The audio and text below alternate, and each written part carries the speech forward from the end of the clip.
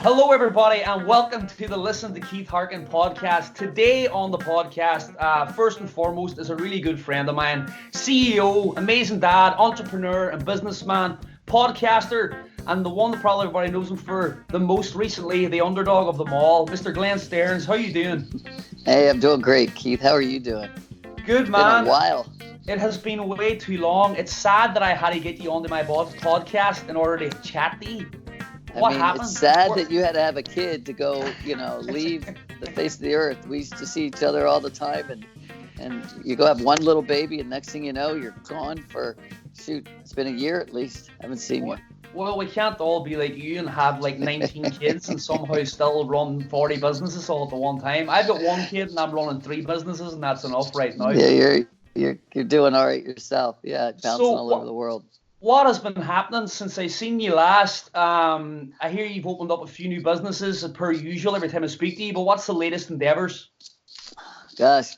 Well, I mean, when we were hanging out a lot, it was because I had my boat and we were going around the world and I wasn't doing a whole lot. Since then, I got a little bored and decided I wanted to go back at it again. The one thing I knew best was the mortgage banking world. And so, they say I have timing. Okay, well, I don't know about this one because I have exact either the worst timing or the best timing because I opened up a new mortgage company called Kind Lending right in the middle of the storm. The first day we were open, we've got 30,000 square foot here. We opened the doors and none of my employees showed up because everybody was quarantined. So it's been it's an interesting ride that we're all going through, but the one thing is we're all in it together. So, it's equally painful, I guess.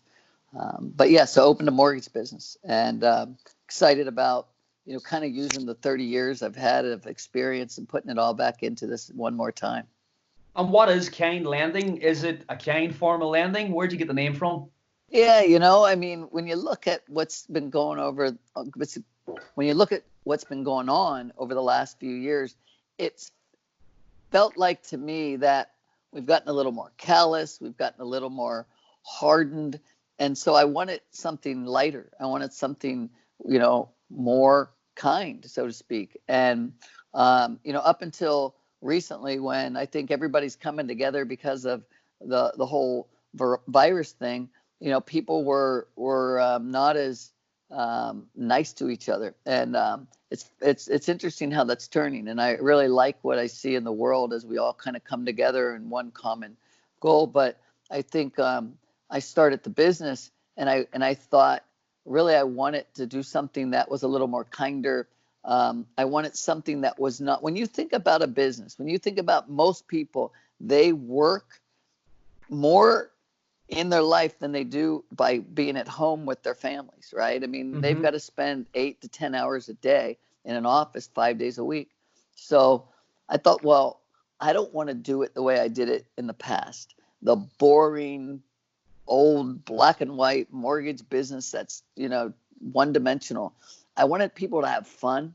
I wanted to make the culture inside the organization something that people really wanted to come to work and have a very friendly kind of atmosphere in there. So that's been the focus for me. Other than obviously, if I can get the people happy, it should transfer into the customer base. It should transfer out to, everybody else, and then we're going to be just fine. So that's the most important first step for me, was having people feel good and proud about what they were doing. Yeah, it's funny. There's a lot of things in that you're actually saying that I'm thinking about. I mean, right now it's funny how the world just turned on its head, and everybody, no matter who you are, no matter what your religion, no matter what color your skin is or who your political views are, everybody seems to be teaming for the one team, batting for the one team right now. If you look at here where I was born and brought up in Northern Ireland, there's been troubles here for as long as my lifetime is, as long as my parents' lifetime is, and rough troubles at that, not just like people calling each other names. A lot of people sadly were killed. Right. But just in the last few days, it was interesting seeing both sides of these political parties going, I'm with you, I am with you. Like, there is no more thing anymore with religion. There's no more color anymore. It's like, we are in this together, and we better got a bigger sort it enemy. out. Right. We've got a way bigger enemy than each other. And the other thing you said on that, how so many people works so much, yourself included, myself included. We're all guilty of it, you know. But I have had for the last year and a half now, my plan, I don't know if I've told you this, I'm going to retire in 7 years' time. Really good for you. Hey, you put a date to it.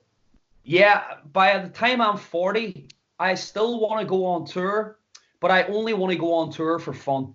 So I don't want to have to worry about like hopefully if like I can bring like a 10-piece band on tour and it pays for itself. And then I can Right. come home and chill out. That's my plan. That's the golden plan right there. Hey, that's great. You know what I mean? And that's the whole thing I think about when I think of anybody and what they, and when I think of my own life, when you put it out there, whatever that audacious goal is, right? Whatever you can think and then you can verbalize and you can have something in a vision board or however you want to do it, you can then reach that goal. When people don't, they're too maybe afraid of throwing it out there. They're worried about what other people think. Maybe it's too big. Maybe it's too crazy of a goal. It'll never happen, right? So throw it out there, and then you'd be amazed at what happens, right? I mean, the universe finds a way to make it happen for you. So good for you. I hope in 7 years, maybe I can play the tambourine if it's all for fun, and we'll figure it out together. Yeah, man, I'll bring you on the road, no problem at all. I always remember one time you told me, like, I think I might have been we were shooting it, and I was asking, and you were, how do you get to a certain goal? And you were just saying small steps. You can't leap to the biggest step at the very end. Well, sometimes you do, and sometimes that works. But Yeah. the majority of the time, you'll miss that big step every time. Well, you and I think you were with me in Necker Island when we had a gentleman that had climbed a mountain, broke his leg. His friend cut the rope and he fell into that crevasse and left for dead. Yeah. And he crawled his way out. If you recall his answer, how did you do it? And he says, well, if I thought about the whole journey, I could have never done it, right? Yeah. Crawl myself out of a crevasse and crawl miles down a mountain by myself with a broken leg. But all he wanted to do was get to that rock. He said, when I get to that rock, I'll look and see if I can get to the next rock, right? So it's small goals, exactly. And as they say, how to eat an elephant, right? One bite at a time. So, I think people get too hung up on looking at the big picture and they don't stop and just say, what can I do today? And how can I further myself? Excuse me. What can I do today? And how can I further myself along just so I'm a little bit better off today than I was yesterday? And when we do that, it's amazing what can happen because, you turn around a year later or whenever and you go, how did I get here? And it was just steps at a time. But that's life, Yeah, that is life, man. I mean, you think, like, even, for example, how I met you in my life and my career, when you start playing guitar, sadly, as musicians, there's no help in it. When you lift the guitar, you do look at the very end goal, you look at the big stage, and you see everybody out there. You don't go, all right, now I have to learn this, and then I'm going to learn that chord. And then you just think, well, that's the way most people who are, in the music scene, you do see yourself on the big stage. But then after like 8, 9, 10, 11, 12, 13 years of strumming those strings and realizing how many miles you take, you realize how many steps it takes to get there in the very, very end. And for example, it took me a long time to even meet people like you and play at the venues I did and end up on Necker Island. I mean, that was the first time I was there twice with you, and both those trips were amazing. And you done those on the mentoring side of Horatio Alger. You brought a bunch of kids there twice, actually. So, I think to your point, you're right.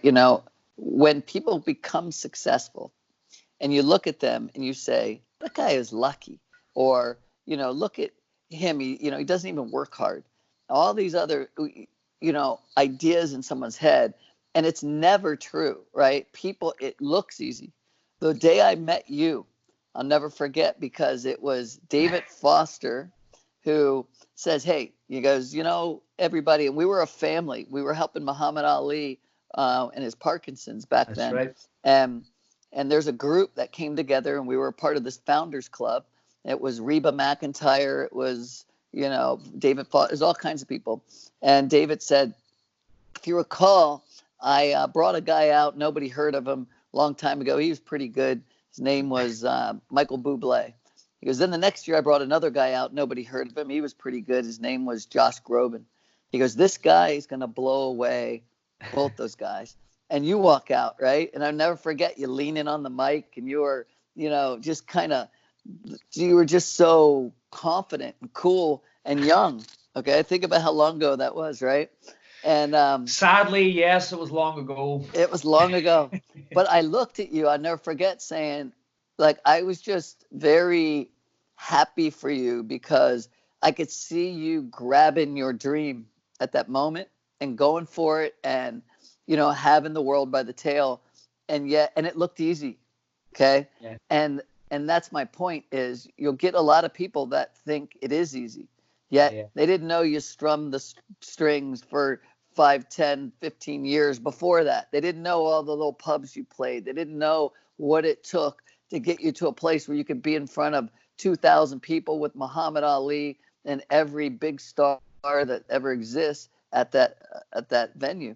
And that's okay. And, because it becomes one of those things where you get real thick skin because people think it was easy. And then they just think they can do it. And you look at why so many people fail, because they say it wasn't that easy for me. And they didn't realize it's never that easy, unless you hit the lottery. And that's 1 in a billion, Yeah, it's funny you say that, because nowadays when I watch these programs like, X Factor or America's Got Talent or any of those things, and you see these kids walking on, and instantly, like that, overnight, they're famous. They never sang a song outside of their bedroom, and I'm not taking it from them. Good for them. If that's the way you do it, good on you.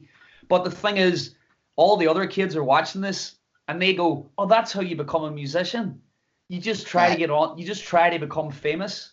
So a lot of kids. Well, that's hitting the lottery. That's what I mean, right? It's not what really happens in the real world. That's 1 in millions and millions, that happens to. But I find even trying to bring younger people on. I'm only 34 now in June, but even bringing people who are a few years younger than me on tour, and they come out after 2-3 weeks and they're like, this is the worst job I've ever had in my life. And I'm like, this is being a musician. Yeah, welcome. All right. This is the real world. This is what it's all like. And the same as yourself. I'm sure lots of people look at you and go, yeah, he can just lift the phone call and do whatever. And he does, but I know you personally. And you're like me, Glenn, you never stop. You work round the clock. The phone's never out of your hand. Your brain never stops working. It's just, once you...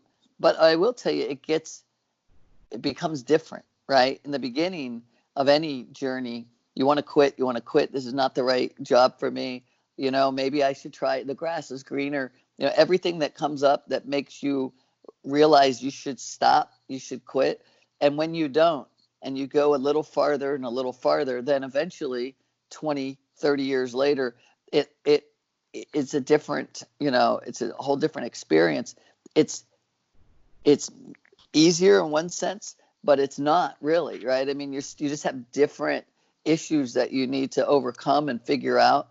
And then if you end up getting to a place where, you really have kind of what they say made it, then maybe you can kind of cruise compared to where you were before. But that's about putting your time in.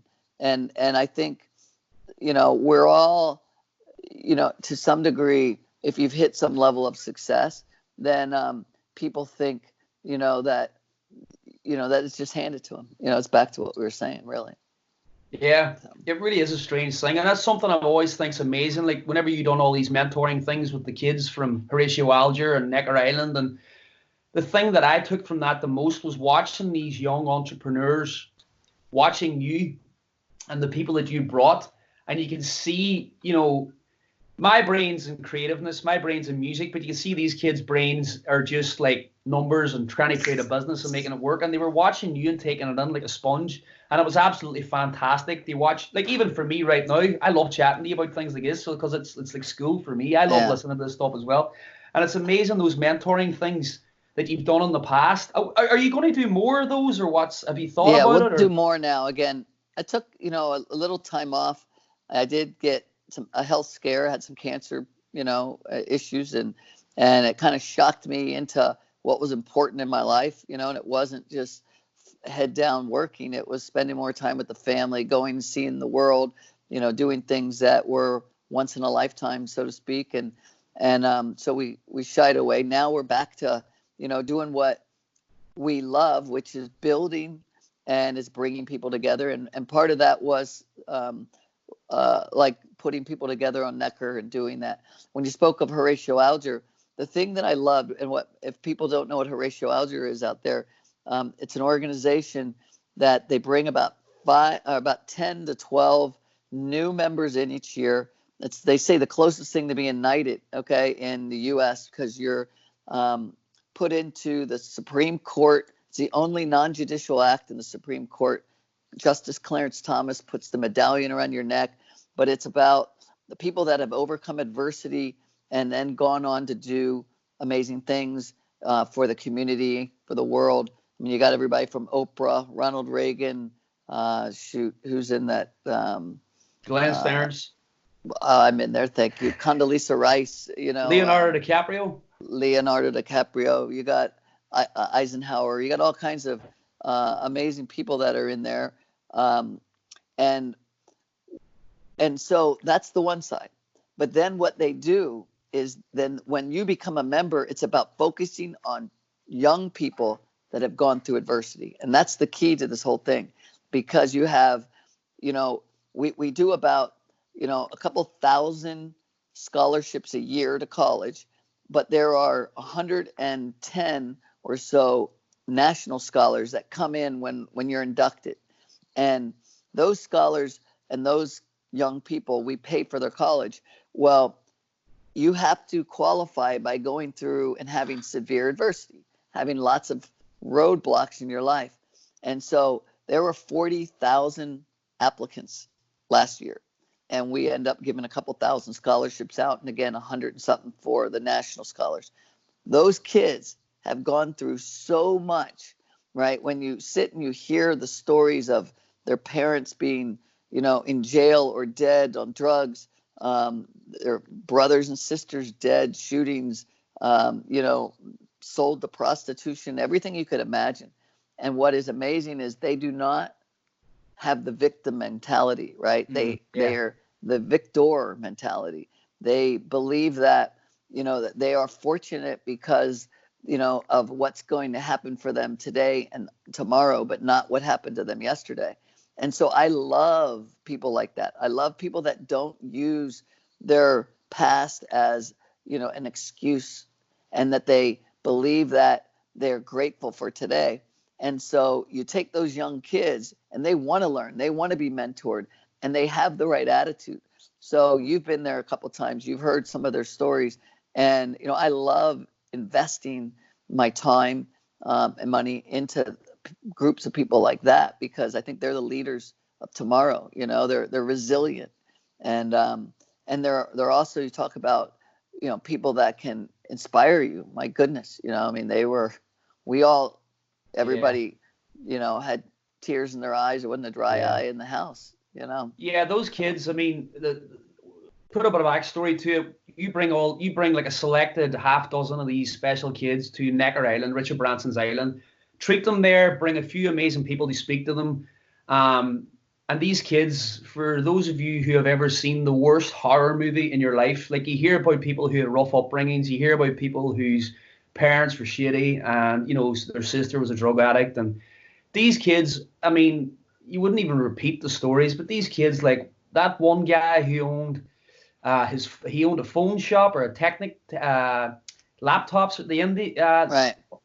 He was born on the street on the sidewalk in San Diego. Literally on the sidewalk. Literally, so his mom sadly drug addicted mother. And I remember sitting there and watching this guy, and he was only like 17, 18. And, as you said, like when you see me on stage with confidence, there was no arrogance or cockiness. He was just confident in what he was doing. And he made me believe in everything that he was saying.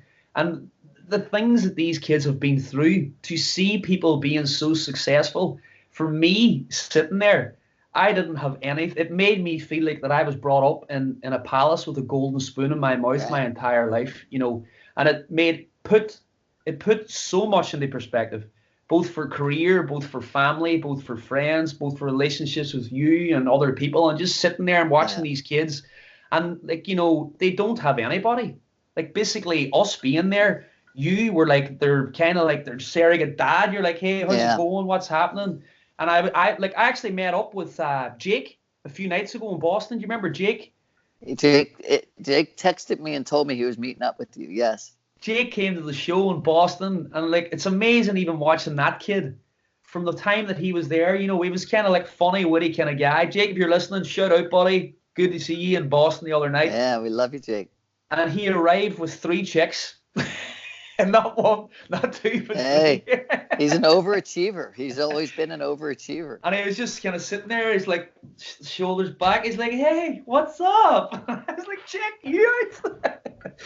But, you know, for yourself, too, there's all these hurdles. Like, you dropped in there. I know you just skimmed over the fact that you had cancer. But, I mean, you didn't have it easy, Glenn, for a few years. I don't know if you want to talk about that or what. But, hey, it doesn't matter to me. Yeah. I mean, I remember you calling me the first time, and the way you were talking about it to me, it was as if that you just got, like, I don't know, you just broke your ankle. You're like, yeah, I broke my ankle, and I'm going to have to sort this out. And I don't know, I'm sure there was more going on in your mind than what was coming out of your mouth, but what was happening? Well, you know, it is, once again, just like this virus and cancer and a few other things, I'm sure, it becomes the ultimate equalizer, right? It doesn't matter if you're rich, you're poor, black or white. It doesn't matter if you're on one side of the Irish, you know, army or the other. You know, it's just it doesn't matter. And so when I ended up getting cancer, you know, all of a sudden, you know, everything about ego and about, you know, whether you're got all these accolades for things that didn't matter. You know, and it became really crystal clear very fast what was important to me. And I saw that as a wonderful gift, right? Because all the bullcrap kind of just faded away. And then I could really focus on what I was really, you know, put on this earth to do. And so I found myself, you know, a lot of people had said, well, that must have been the worst year of your life, because I did go through radiation, chemotherapy. I lost 45 pounds. It was not that easy, but they said it must have been the hardest year. And I was like, actually, it's probably one of the best years of my life, right? Because I got to bond with my kids like I hadn't done before. I was always Mr. Hard Charger.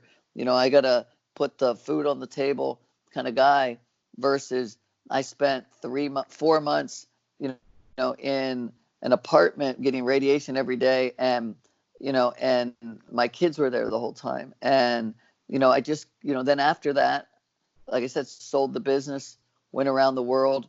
I had you there many times, and we just enjoyed life, right? And it became clearer to me what was important and what not to stress out over, you know. And when you get rid of these little stresses, and I do think that stress situations, they're all very relative. Again, whether you have $1 billion or you have $1, you know, your stress is very equal. People, you know, that you can look and say, well, that person doesn't have much, so they must not have many, you know, obstacles, many stresses. Or you could say that person is very wealthy, so he can buy his way out of, you know, both sides have anywhere along a you know, an arc of life, you know, it's relative. Everyone has so much to deal with.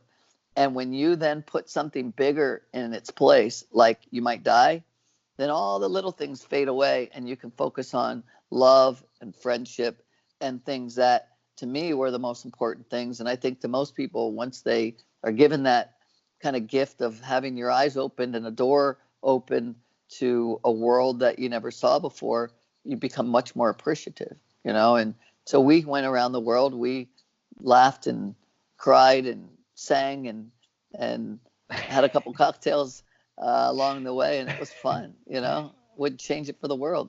No, man. And do you know what? I have to admit, from when I knew you always working, but always obviously trying to enjoy yourself when you could, there's a silver lining to that cloud. It was really cool to see you so peaceful. It was really cool to see you so present with your family and so present with your friends. You know, work wasn't on your mind. You know what I'm saying? Right. Like it really was. I was like, I thoroughly enjoyed seeing you being so content in your own skin at that time and just being like, hey, this is it. I'm going to be here. I'm going to enjoy myself. I'm going to have a good time. It was a pleasure to watch it, you know. So if you do ever have something like this happen to you, and I hope it doesn't, right? And then all of a sudden you realize, shoot, I might be dead in a couple months, and you never know, right? Yeah. When that happens, you've got a couple choices, right? You can be bitter. And this is anything. If you've got financial stress, like right now, if you know, I mean, everybody in the world has different issues, but when that happens, you can choose to be angry, and when you get frustrated and when you get scared, then you don't think as clear, right? Because then you're focusing on an emotion. But when those things happen, you also have an opportunity to say, okay, what am I going to do with this limited amount of time? And it might be a month or it might be 30 years, right? We don't know. Yeah. But what am I going to do? And I want to make the best of it.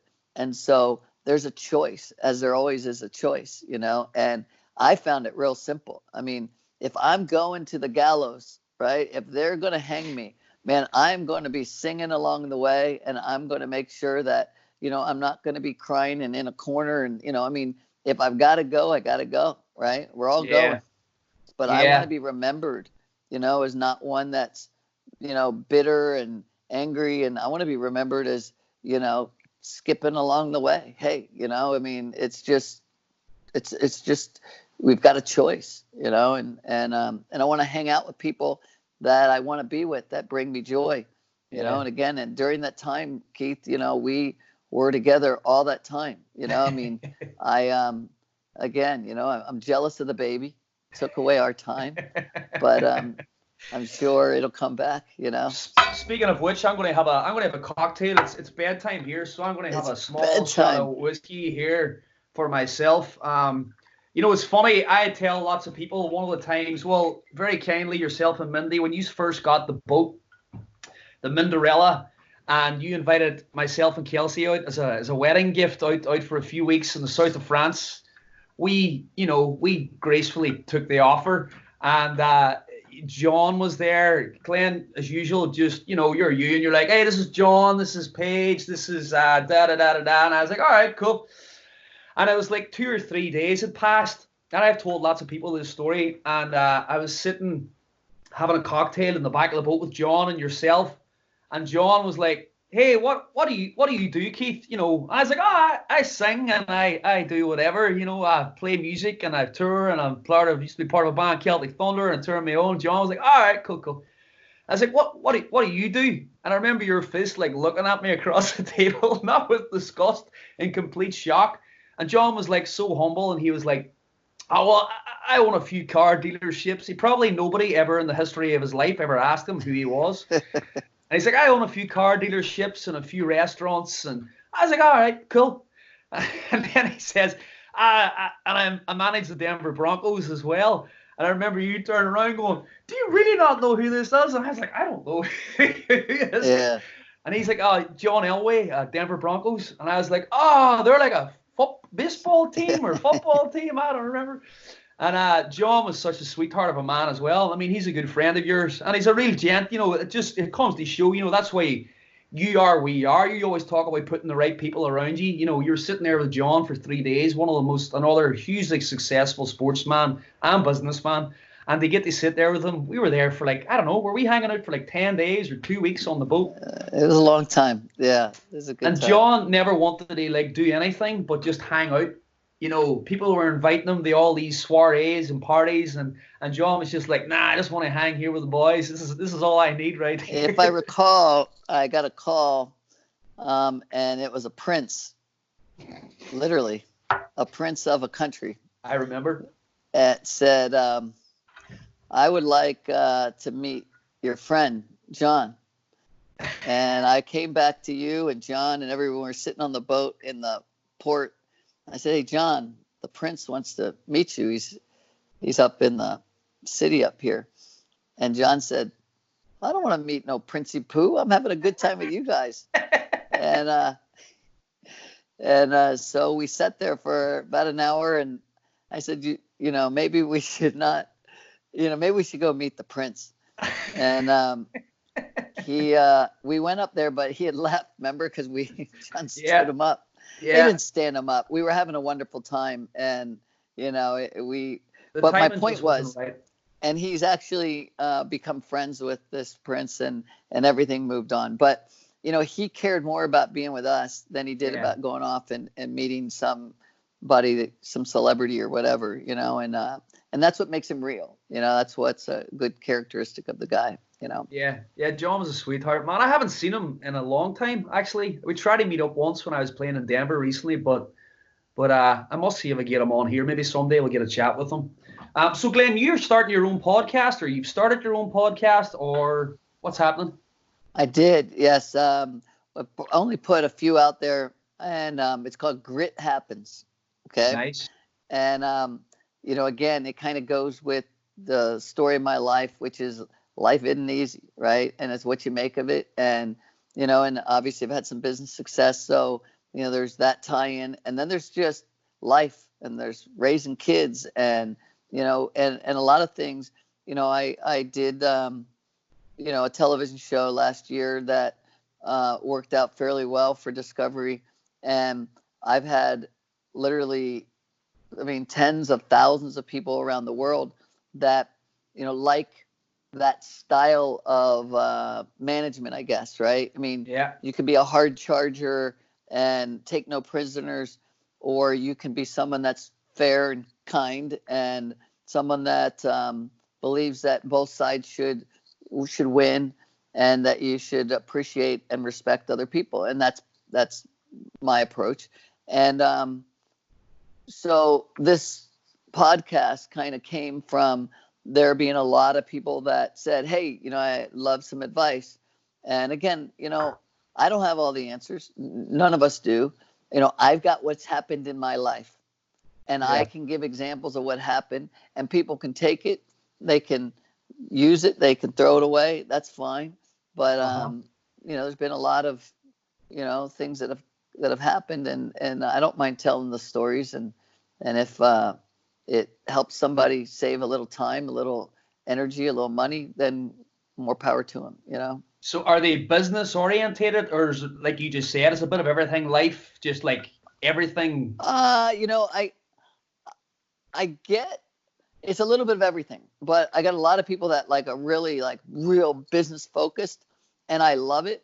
But I'm trying to turn those people a little, meaning life is not about all business. And so I am all there to talk business all day long, but my idea of business is interweaving life and fun and making people feel good. And that's not necessarily business. It's different. When you do start a business, you need to really care about your people. And if you don't, that's somebody else's idea of business, and that's not mine. So, What age were you, Glenn, when you opened your first business? I was 24 or 5, I think I was, somewhere. Was that when you started doing I'm not sure what it's called in America, like the Coownership Loans, or when the government pays for half? No, I was doing I was being a loan broker. I did that, and then I became I had another company. I did title work and escrow work. And then I became a customer of the government, HUD, Department of Housing and Urban Development, where I would escrow and do the title work for loans that the government owned.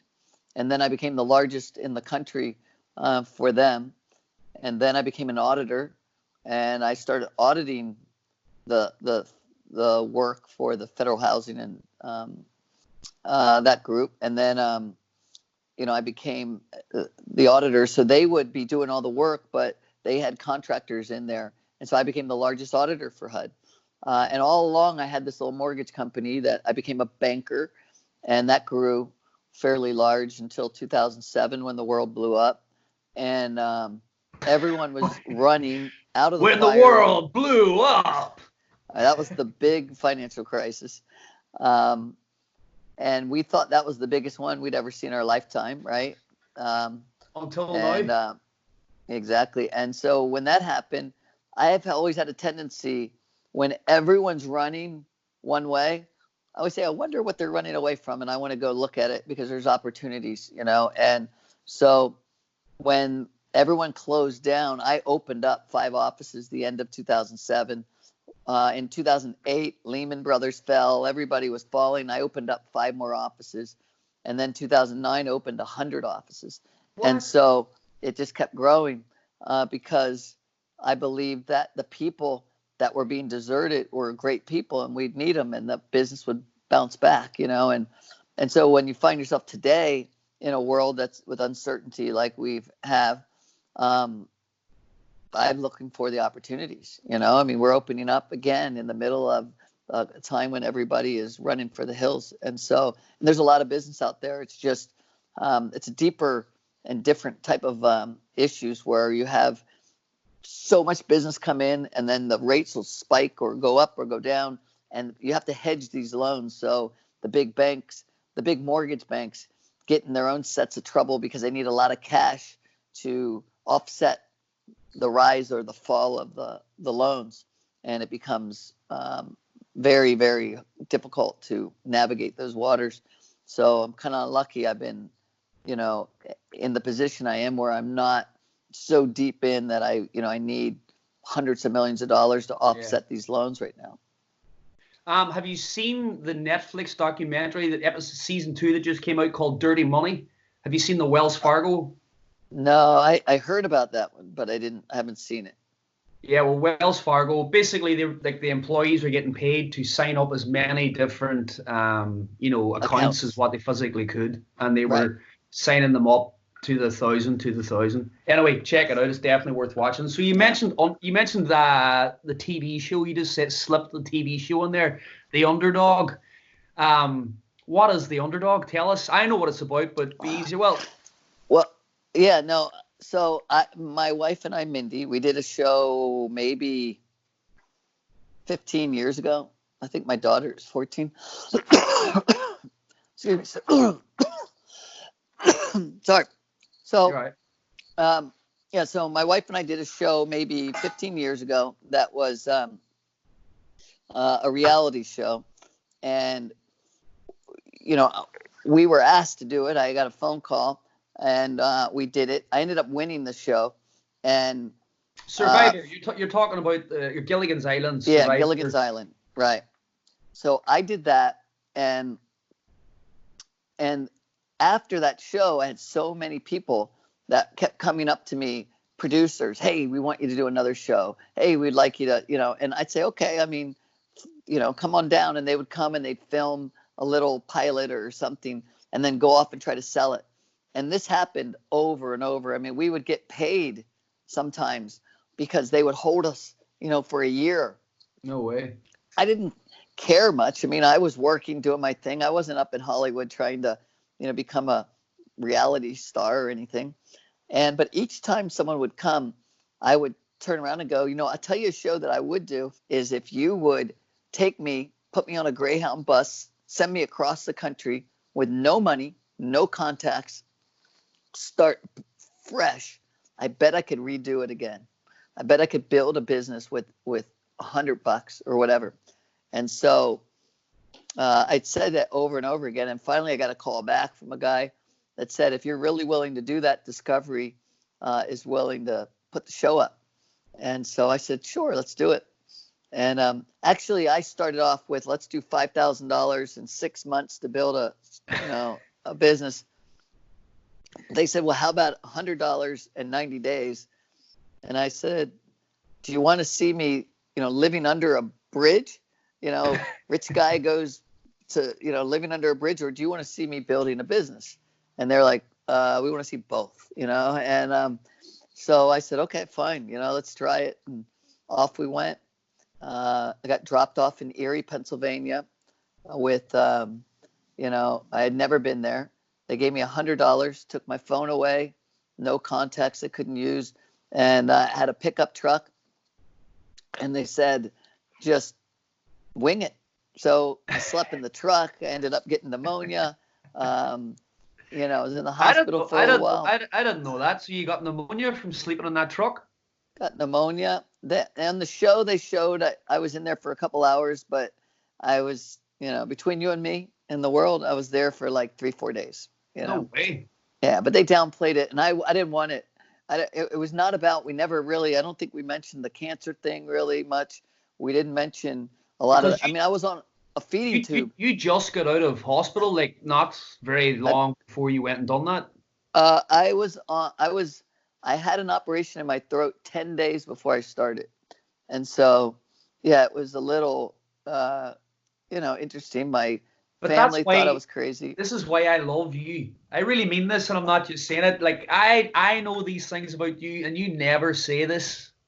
Like you would never put it on the TV, and you would never. And it's like that is truly why I like you more than anything else that you do. You're always like, I'm good. I'm good. Yeah. I can do this here. On the TV show they never mentioned that. I don't think they did.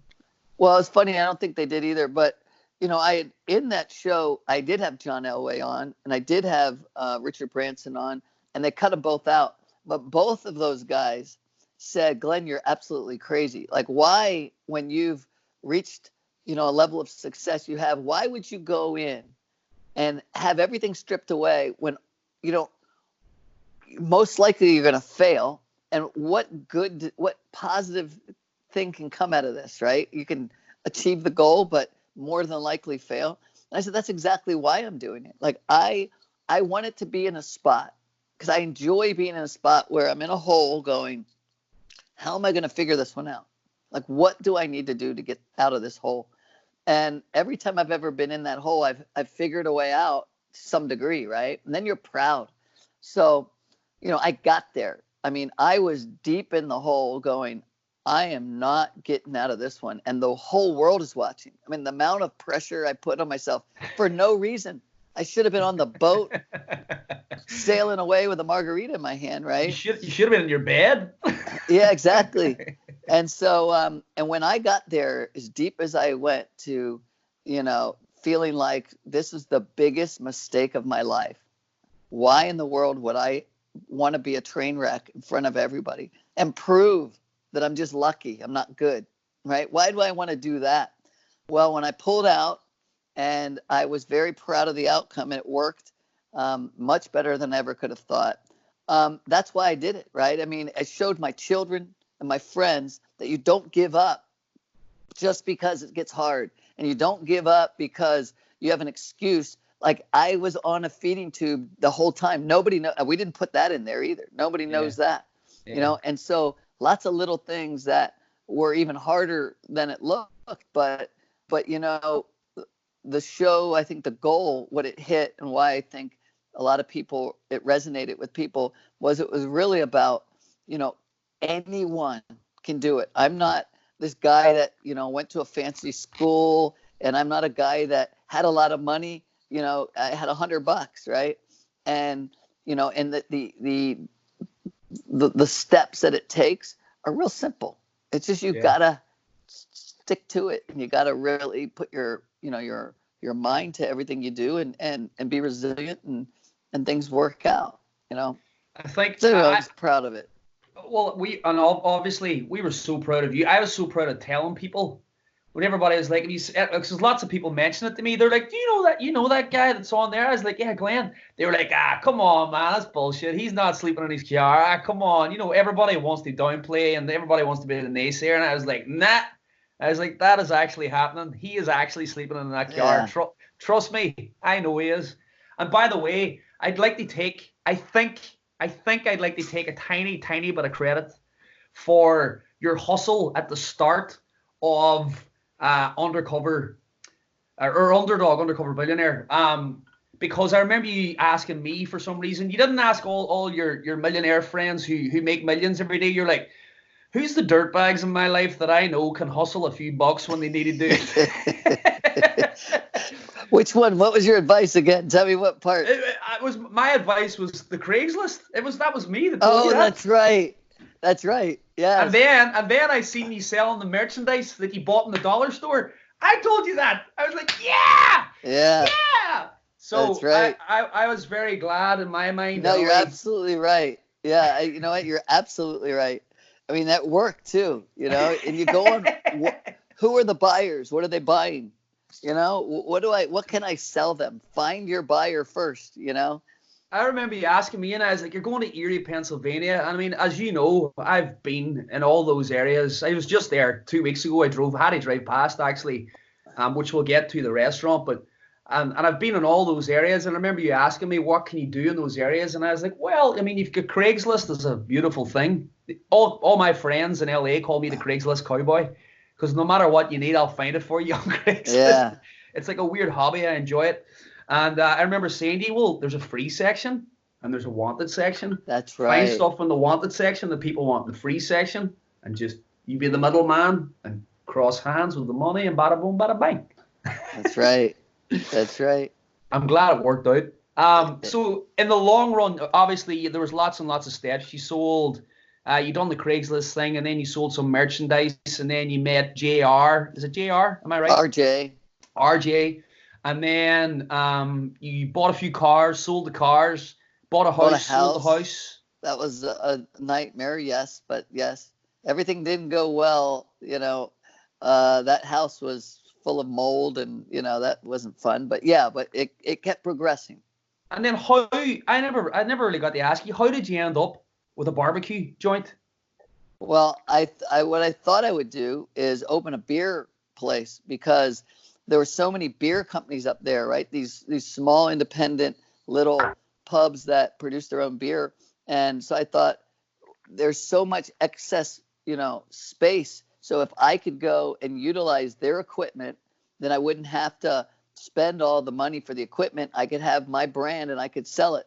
So as I went down that road, then I realized to get licensed and everything else, I couldn't do it in 90 days. So in the middle, I had to pivot and go, what am I going to do now? Well, there happened to be a barbecue restaurant in town that the line went around the block every day. Thought, why is this so, so popular? And then when we ended up, when I ended up deciding I needed to pivot, I also was talking to someone. They were talking about a barbecue festival coming up where there's like 50,000 people that come to this festival. I thought, I want to open a restaurant and I want to be in the festival, so I hustled. Do you have anybody that's representative of Erie in your festival? No. I said, I want to represent Erie. So, I went to move into my restaurant that I negotiated. The guy backed out on me. That was another horrible, pickle I was in. And so now I can't get into the restaurant. I didn't make the kind of money I thought I was going to make on the house. And all of a sudden, Rib Fest is here. We had never sold a rib. We had never opened. And we go into Rib Fest, which was a complete, fiasco. And we ended up making enough money that I could then flip it into the new restaurant, which we ended up doing. I mean, it didn't work like dink, dink, dink, dink. It went like dink, dink, dink, dink, dink, dink, dink. It was crazy. And then we got the restaurant opened right at the very end. And, it's I'd say to this day it's open, except right now everybody's hunkered down. We're doing carry out. That's it, as everybody is, because you can't go out there. But it's been moving along. Got the Underdog T-shirt. I have eaten in it. I have been there. I actually played the guitar outside it. I don't even know if I sent you that video. I must send you that video. I think I'm playing the guitar with my big Van Morrison parked outside. They were kind enough to make this non-meat eater jackfruit barbecue, which was really good. The hot sauce is really good. I would definitely go back there in a heartbeat. All right. I got to get you to play out there. When you're coming through again, we'll put up a concert and bring everybody in the city out there. Let's organize it. I will be passing that way in October. Okay. I'll make sure it happens. If all goes well, the way things are sitting right now, I just had to cancel. I haven't even announced this yet because the tour wasn't even on sale. We were about to put another tour on sale for June, and now the June tour is not happening as well. Things are going great. It's the same as everybody though, man. Like, I mean, I'm lucky enough that I can afford to hang out for a couple of months or do whatever, and hunker down. But it must be very stressful out there at the minute for a lot of regular Joes, like a lot of the population and across the world, living here, living in America, who do work week to week. It's not an easy time right now for a lot of people with no end date, which is probably the worst part of it. Right. It's stressful. And I think, again, as I I always rely on this one, verse, this too shall pass, and it will.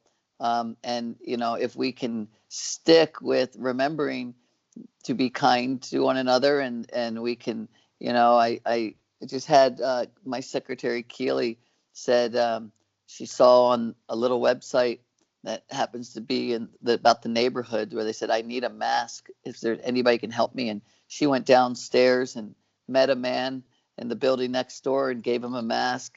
People are a lot more friendlier and kinder right now. And so if we can keep that for a while, that'll be a wonderful thing that comes out of this. But to your point, people are it's struggling out there. It's hard. I hope it ends a lot sooner than most people think. So I wonder what it is. Why is it that it takes us so long as humans for something so bad to happen before we actually start being nice to one another? It's a strange thing. Yeah, I think we get selfish, caught up in our own lives, and we don't think of others until you realize how short and precious and, fragile life is. And then I think it comes back, and it gives us that glimpse into, what life is really about, how short it is. And then I think we are able to really realize what's important. It's important to spread joy and be happy and love one another, and when we get through all that, then you just say, that's what I want to have in my life, if this is going to be close to my end or whatever, and so these times, whether it's 9/11 or something like this, you start realizing how, precious life is. Yeah, man, it's funny. Like when I first moved to Los Angeles many moons ago, and I was 24 years old or something like that, 25, and I decided to buy a yacht. I was on buying a boat, and it was 54 foot long, and I genuinely thought I was a beach boy for a good few months when I first lived there. But I remember walking off the boat one day. I mean, like yourself, I came from a blue collar family. My dad worked night shift for over 20 years. My mom never stopped working their whole lives, and we had a good life, And I remember walking off the boat one day at 24, 25 years old and looking at this boat, and I'm some musician bum from Derry City in Ireland, and I was thinking to myself, holy shit, how did this how did this happen so fast? I mean, like literally 3 years prior, I was doing a residency in a bar every Sunday night for like £40 with nobody in there but the barman, and the barman would have the television up full blast over the top of what I'm playing so that he could watch the soccer. Yeah. And in my mind at that time, I remember having this saying. It was like an epiphany of sorts, and I just remember saying, remember it could be your last. And for some reason, I was thinking about getting a tattoo, but I'm so glad I didn't get it tattooed, even though the saying means a lot to me.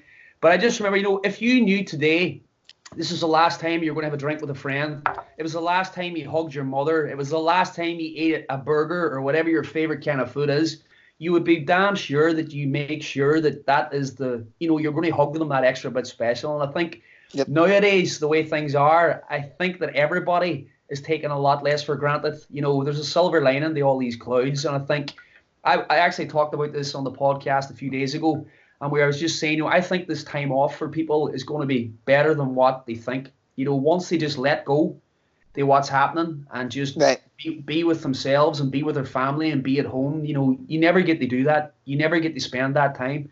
And I think personally, I think this is a valuable time for everyone. And I think at the end of it, everybody's going to come out better people for it. Yeah, I absolutely agree with you. I've thought the same exact thing.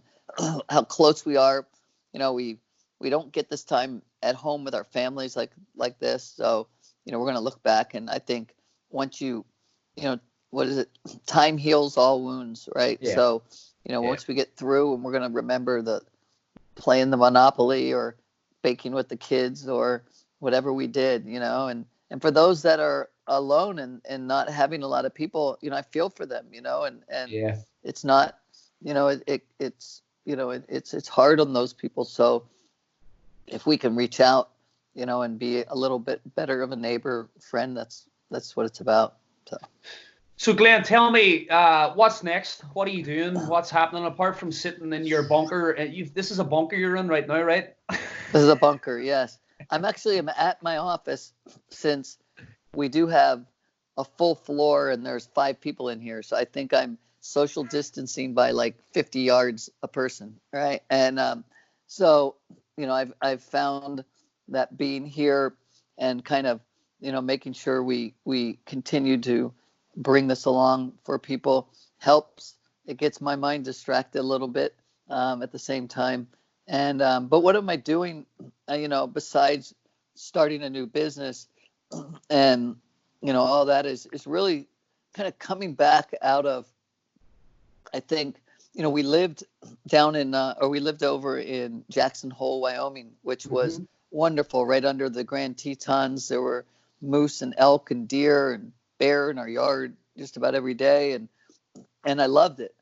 But I want that feeling again. That's why I came back out and did the whole television show. And I want to continue that. And, and I see my children, and yesterday my daughter said, Daddy, I know you're going to be successful at your new business because everything you've done with business, you've always been able to do it. And I want you to know I believe in you. And I thought, where's this coming from? Like, why would, she sees all that's been going on in the world. And, and so, I'm going to go and continue to, try to balance life a little bit more, right? Which is meaning I want to kick it again. And I want to have that competition with my,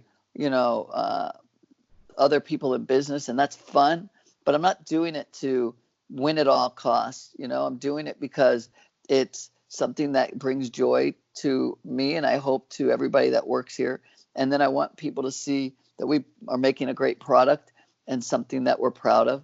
And if I can take some of the competition and get them in my sights and reel them in, that's fun, right? It's not, and when you look at it that way versus I have to be, and then it just is something that I think brings joy.